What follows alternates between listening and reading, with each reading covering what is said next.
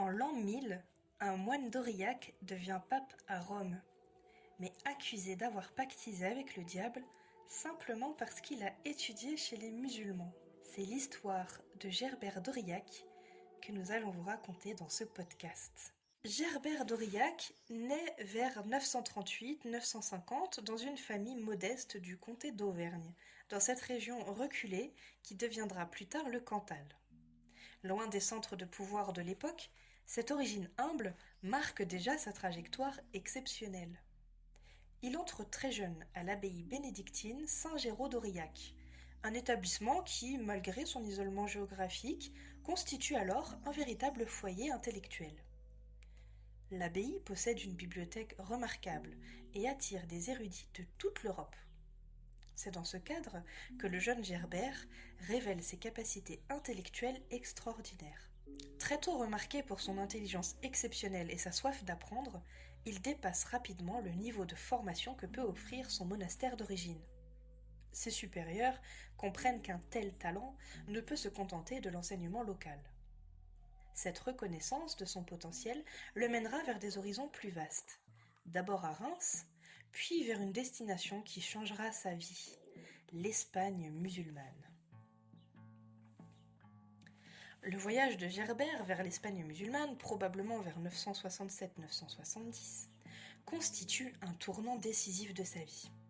À cette époque, Al-Andalus et particulièrement Cordoue représentent l'un des centres intellectuels les plus avancés du monde occidental. Sous le règne des califes omeyyades, la ville rivalise avec Bagdad en matière de rayonnement scientifique et culturel. À Cordoue et Séville, Gerbert étudie avec les professeurs arabes et découvre un monde scientifique totalement inconnu en Occident chrétien. Les chiffres arabes, l'algèbre, l'astronomie, la géographie et même la mécanique. Cette formation lui donne accès à des connaissances qui ne pénétreront l'Europe que plusieurs siècles plus tard par d'autres voies. Il revient de ce séjour andalou avec un bagage scientifique révolutionnaire. Un astrolabe pour l'observation astronomique. Une sphère armillaire représentant les mouvements célestes. Un abaque perfectionné pour les calculs arithmétiques. Mais plus important encore, il maîtrise désormais une méthode de pensée logique et mathématique héritée d'Aristote, transmise et enrichie par les savants musulmans. Gerbert contribua fortement à l'adoption du système décimal positionnel en Europe grâce à son influence et son érudition. Il invente des outils de calcul qui introduisent pour la première fois les chiffres arabes en Occident, révolutionnant ainsi les pratiques mathématiques européennes. Mais cette science effraie ses contemporains. Dans une Europe où la connaissance se limite encore largement aux textes sacrés et aux autorités antiques transmises par la tradition latine, ces innovations venues du monde musulman suscitent la méfiance. On commence à l'accuser de sorcellerie, de posséder des pouvoirs surnaturels, et même d'avoir conclu un pacte avec le diable. Certains vont jusqu'à prétendre qu'il possède une tête parlante capable de prédire l'avenir.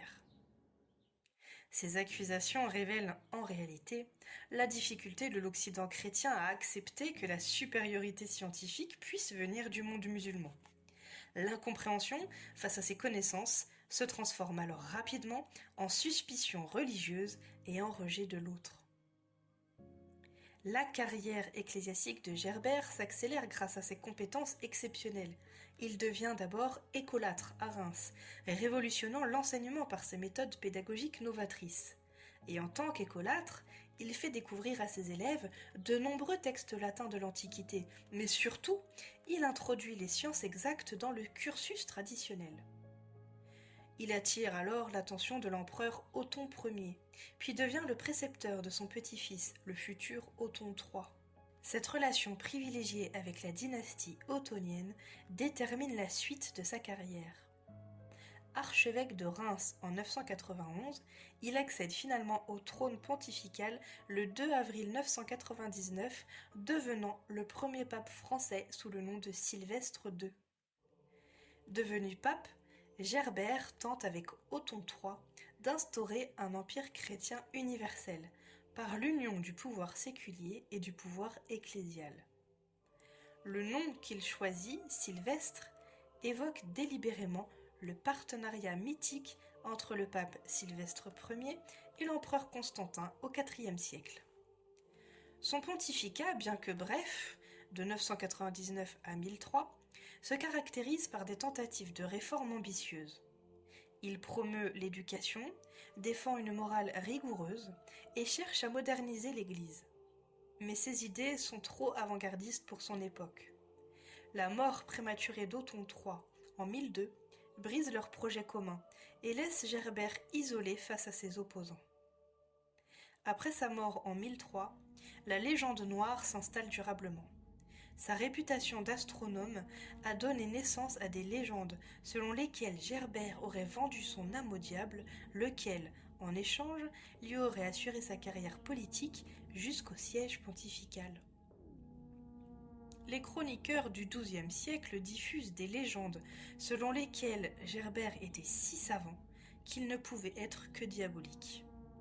Guillaume de Malmesbury imagine même qu'il a volé les papiers d'un savant arabe à Cordoue et enlevé sa fille, aidée par le diable, pour franchir les mers. Beaucoup d'imagination. En 1648, lors de la reconstruction de la basilique sous le pontificat d'Innocent X, son tombeau est rouvert pour vérifier sa réputation de magicien. À peine exposé à l'air, le cadavre bien conservé jusque-là se réduit en cendres. Cette coïncidence alimente encore davantage les légendes sur ses prétendus pouvoirs occultes. Alors, la question de savoir si Gerbert s'est converti à l'islam reste un sujet de débat parmi les historiens, puisque évidemment, aucune source fiable ne confirme une quelconque conversion, et ses écrits témoignent au contraire d'une foi chrétienne sincère. Mais cependant, son ouverture intellectuelle au savoir musulman était exceptionnelle pour son époque. Il ne s'est jamais converti, mais il reconnaissait explicitement la supériorité de certaines méthodes scientifiques qui étaient venues du monde musulman. Et cette position nuancée, qui distinguait entre foi religieuse et excellence scientifique, était révolutionnaire au Xe siècle. Et c'est cela qui est d'une étonnante modernité. Alors, ce que nous enseigne cette histoire, c'est d'abord l'interpénétration des savoirs religieux, puisque, contrairement aux idées reçues, l'histoire des religions révèle des périodes de fascination mutuelle et d'échanges intellectuels fructueux. Le cas de Gerbert illustre parfaitement comment la transmission du savoir peut transcender les frontières confessionnelles. Cela nous enseigne aussi les racines anciennes de la peur de l'autre.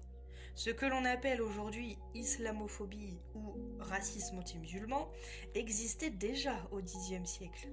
Le rejet de Gerbert révèle cette tendance à percevoir l'autre comme un porteur de dangers cachés, surtout quand sa supériorité dans certains domaines remet en question nos certitudes. Cela nous enseigne aussi cette forme de modernité avant l'heure, puisque Gerbert d'Aurillac incarne une forme de modernité intellectuelle qui ne triomphera véritablement qu'à la Renaissance. Sa capacité à séparer la quête scientifique de l'orthodoxie religieuse préfigure l'esprit des Lumières. Malgré les légendes et les accusations, l'œuvre scientifique de Gerbert a survécu et influencé durablement l'évolution intellectuelle de l'Europe.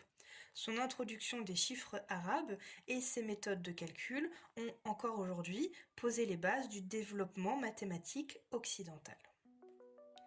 Il demeure une figure fascinante et complexe, l'incarnation des possibilités et des limites du dialogue entre les civilisations, puisque ni pape musulman, ni sorcier, il fut avant tout un homme de science et de foi qui était capable de puiser dans toutes les sources de connaissances disponibles sans renier ses convictions profondes.